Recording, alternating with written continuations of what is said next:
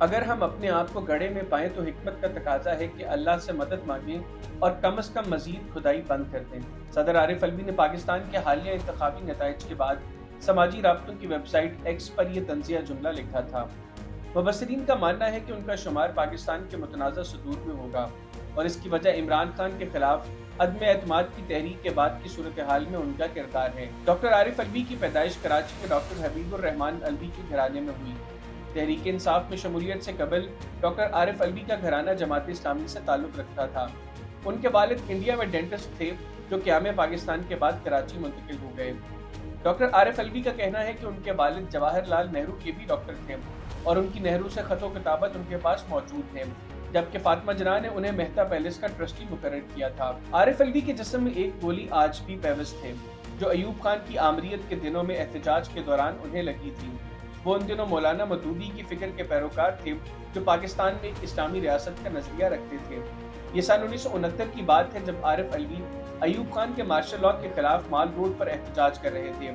ان دنوں وہ پنجاب یونیورسٹی سے منسلک ڈینٹل کالج میں زیر تعلیم ہونے کے ساتھ طلبہ یونین کے صدر بھی تھے۔ ان کا کہنا ہے کہ انہیں جمہوریت کی بحالی کی اس تحریک میں 2 گولیاں لگیں جس میں سے ایک آج بھی ان کے جسم میں موجود ہے۔ عارف الوی نے طالب علمی کے زمانے میں سیاست کے بعد سن 1979 میں پہلی بار انتخابات میں حصہ لیا۔ وہ جماعت اسلامی کے امیدوار تھے لیکن یہ انتخابات نہ ہو سکے اور ملک میں جنرل ضیاء الحق کی آمریت آ گئی، جس کے بعد وہ اپنے پیشے کی جانب آ گئے۔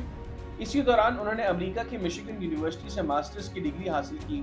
وہ پاکستان ڈینٹل ایسوسی ایشن کے صدر بنے اور اس کے بعد ایشیا پیسیفک ڈینٹل فیڈریشن کے صدر کے منصب تک پہنچے۔ وقت گزرنے کے ساتھ ساتھ وہ جماعت اسلامی سے دور ہو گئے۔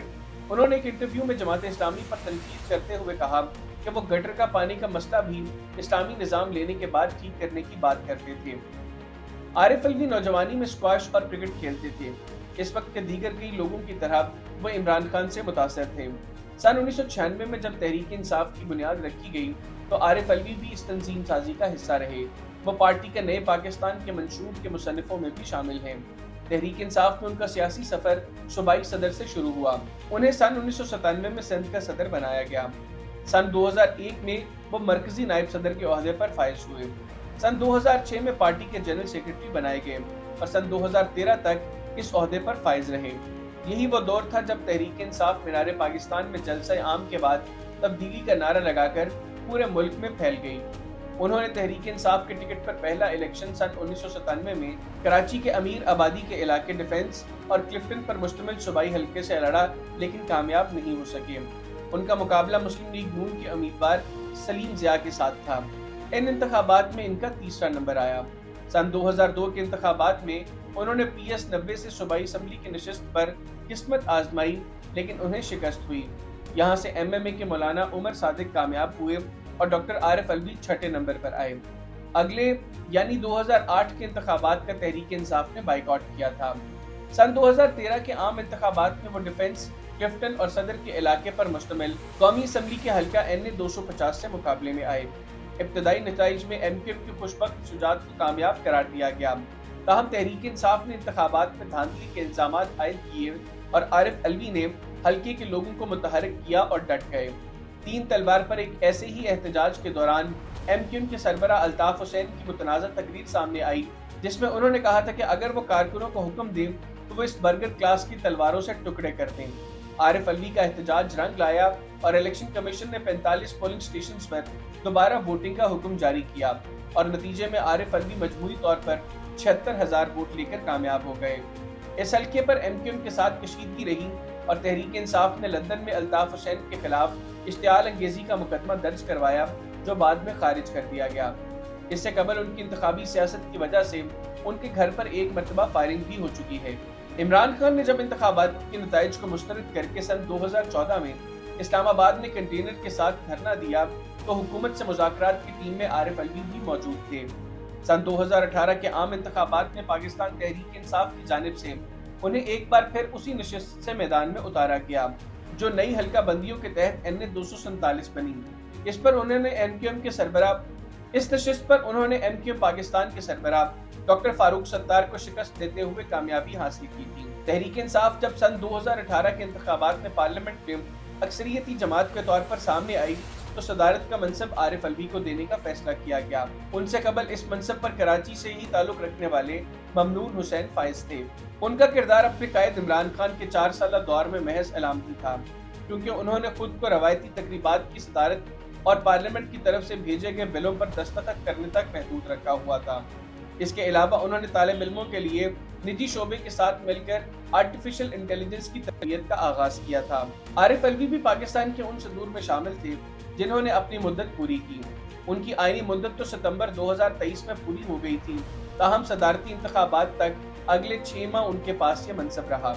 नाकदीन आरिफ अलवी पर आइन की खिलाफ वर्जी और 77 ऑर्डिनेंस जारी करके ऐवान सदर को ऑर्डिनेंस फैक्ट्री में तब्दील करने का इल्जाम लगाती हैं।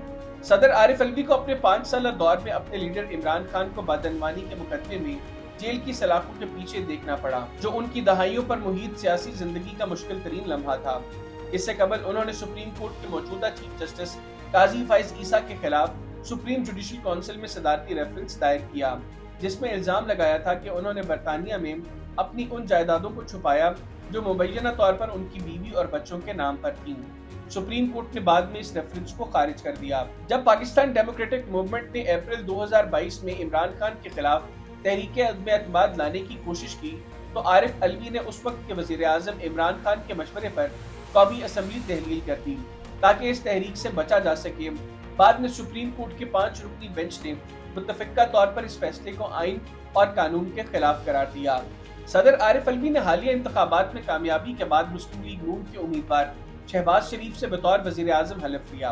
ताहम इससे कबल जब इमरान खान के खिलाफ तहरीक अदम-ए-एतमाद के बाद शहबाज शरीफ कौमी असम्बली से कायदे ऐवान मुंतखब हुए थे, तो आरिफ अलवी ने हलफ लेने से इनकार कर दिया था और इसकी वजह सेहत की खराबी बताया गया था।